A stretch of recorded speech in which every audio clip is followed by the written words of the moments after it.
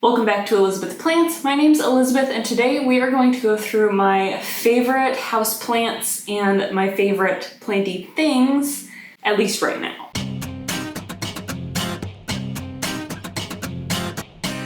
So I have picked out 5 of my current planty favorites and then 3 planty products that I am currently loving / using often. So I thought we could start with the products to get those out of the way, and then we'll talk about the houseplants. But feel free to fast forward if you don't actually care about the products. I get it. Now my first favorite right now as far as planty products goes is my diatomaceous earth. This is what I've got, though I do not recommend you buy a container so large. I did not realize how little you would need at once, so I bought the big one. It's definitely way too much, especially now that I'm moving. Like, I've barely made a dent in this bag in the last year. So definitely recommend diatomaceous earth for pest control. Don't recommend a bag this big. This is a 10-pound bag. Get like a 2-pound bag, unless you've got a gigantic amount of plants you're needing to care for. But what I love about this is that it has been the only thing that has been successful in my experience with my plants in controlling thrips. If you want to hear more about that story, I posted that video last week. Yeah, I posted that video last week, so I highly recommend you go check it out. I will put a card up in the corner for you guys. My next current favorite planty product are these clear plastic pots. These are my current favorite because this is what I am moving pretty much all of my collection to for the move, at least the ones that were in like ceramic or something heavy or breakable. This is also the container that I keep all of my leca plants in, at least as long as they're not massive, like my last video where I posted the Salome repotting. Obviously I'm not using this. But I've got multiple sizes of these. This is just the one that I have available to show you without a plant in it. But I absolutely love these containers because for my purposes right now, they're light. I mean, they're plastic. I also use these like in cache pots, if that makes sense. So I'll put a plant in these and then place them in my more breakable pots. That way I can pull it out and view the root system. But what I love about these is there's so many holes at the bottom. This one's dirty, but they're clear so you can see the roots. They work wonderful for leca because of all the holes at the bottom. I don't have to worry as much as I do with some other pots that I might have used in the past about overwatering because I can see what's going on. So I know if I've overwatered, underwatered, blah, blah, blah. I can see so much. I've even seen like fungus growing in the soil because I've overwatered, things like that.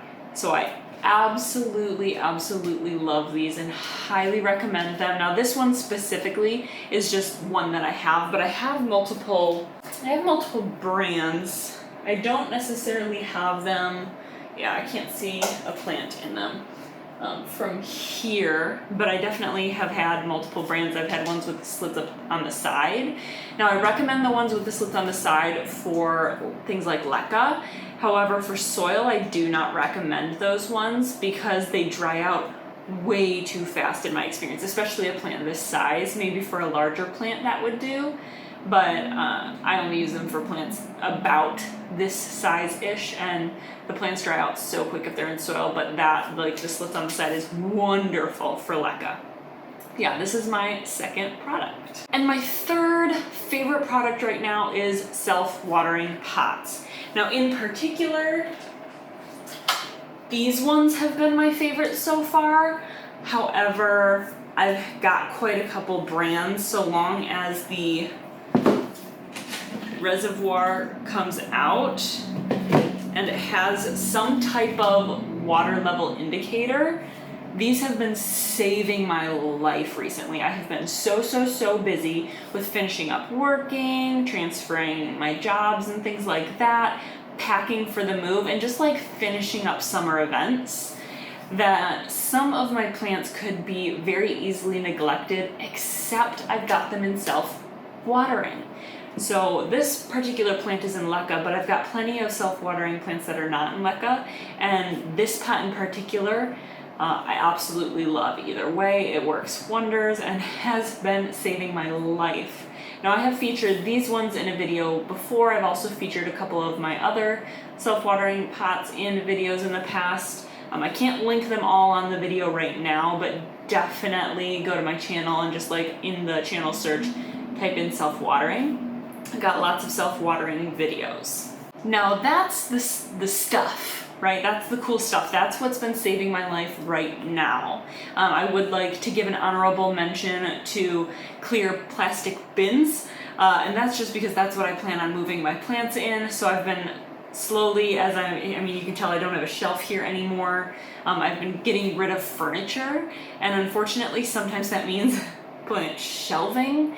So I have nowhere to put the plants, so I've been putting all of my LECA plants in particular in like large clear plastic bins because I plan on moving them in those anyways, and that just makes for a wonderful self-watering and or LECA watering reservoir. So that's just an honorable mention, but it's not really a planty specific product, it's just kind of what's helping me right now. Now let's talk about plants. Picking only 5 was such a challenge, but I didn't want to be here all day. And I didn't want to bore you guys to death because you just saw a houseplant tour, you've seen all of my plants, so I don't need to show you my entire collection again.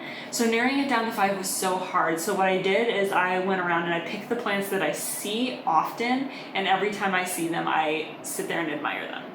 Now this is not going to be in any particular order. This also doesn't even necessarily include them all.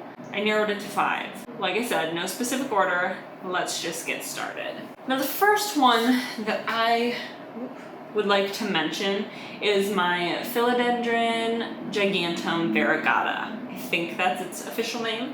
But this is one that I unboxed not that long ago, and I absolutely love this beauty. Now it struggled for a little bit and I didn't think it was getting enough light. It popped out this leaf, which has some diatomaceous earth on it, but it's not super variegated, and the older leaves started losing what variegation they had. And they all have a little bit of diatomaceous earth on them, kind of because of the plants they were nearby.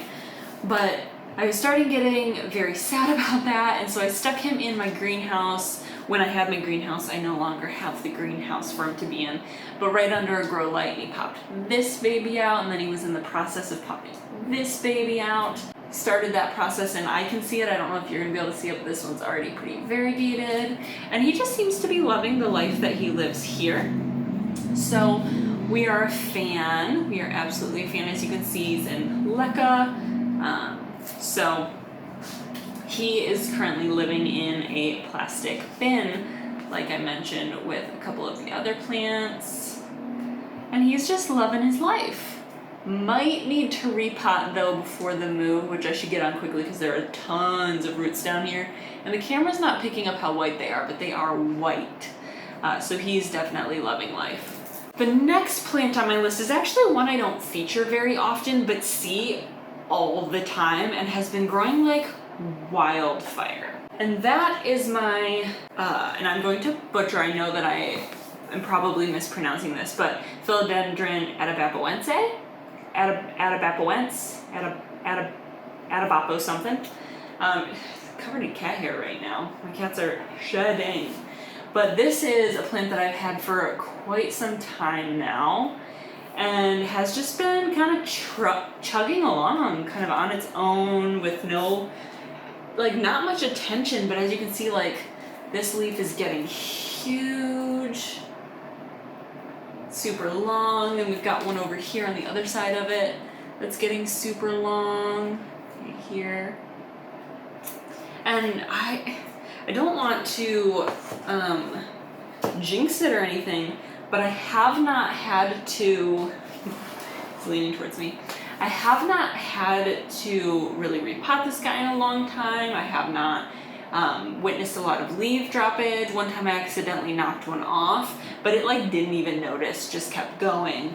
This guy is doing wonderful, and again, I don't want to jinx myself, but he has avoided the pests somehow. I mean, he's managed to get some diatomaceous earth on him by proxy, by proximity. Definitely not because he necessarily needed it.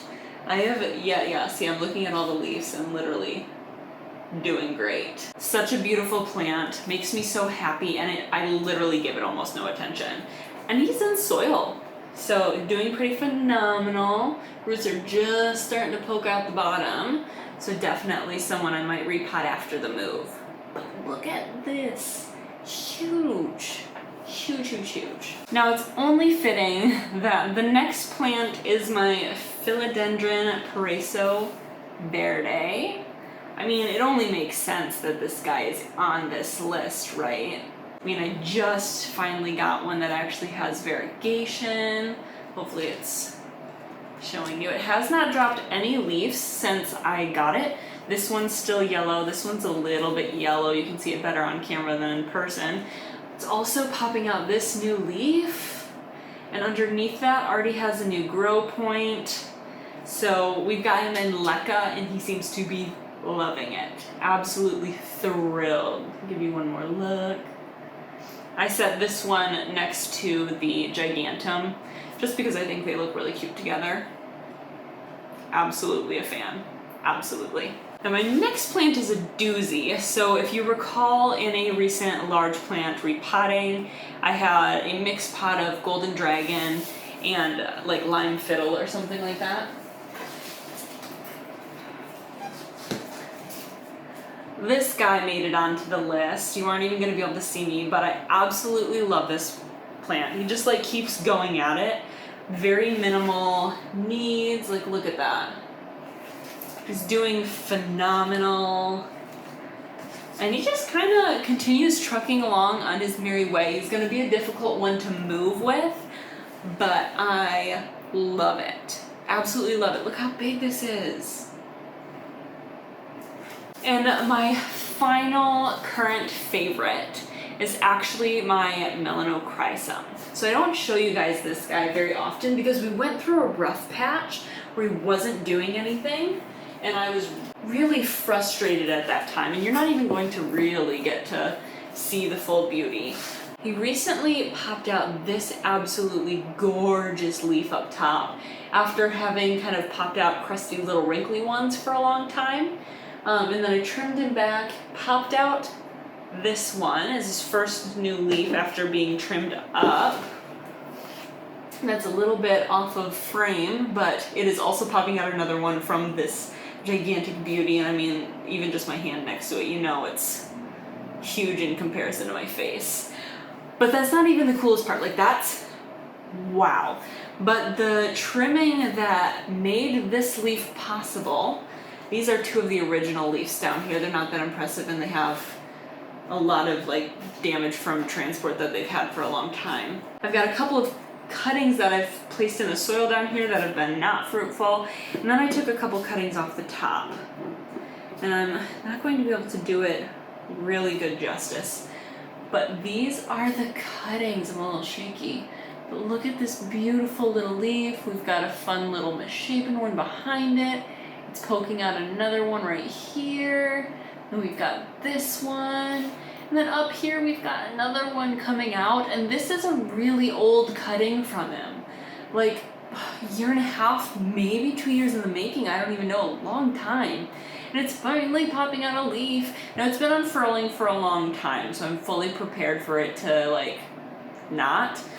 But the fact that it popped out a leaf at all is phenomenal because it's had roots for so long. So that's just beyond exciting. I mean, absolutely gorgeous. And pales in comparison to the big one, but the fact that I might be able to eventually pop these guys in soil with the adult plant and have it be a more full plant makes me so excited. And I'm not going to be able to bring it close enough to the camera to show you, but on the stem, below the original cut, there is a new growth point that's just now starting. And then there's another one behind another original cut. And then the newest cut has one too. but again, it's really hard to see.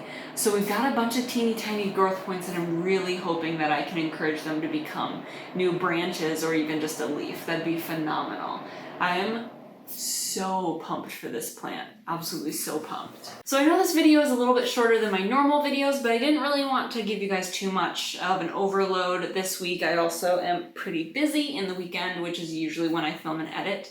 So I won't have time to film and edit. So I wanted to get you out just a fun little video showing off some of my favorites. I don't generally do this content, so let me know in the comments down below if you like when I show off my current faves. It'll probably change in a month.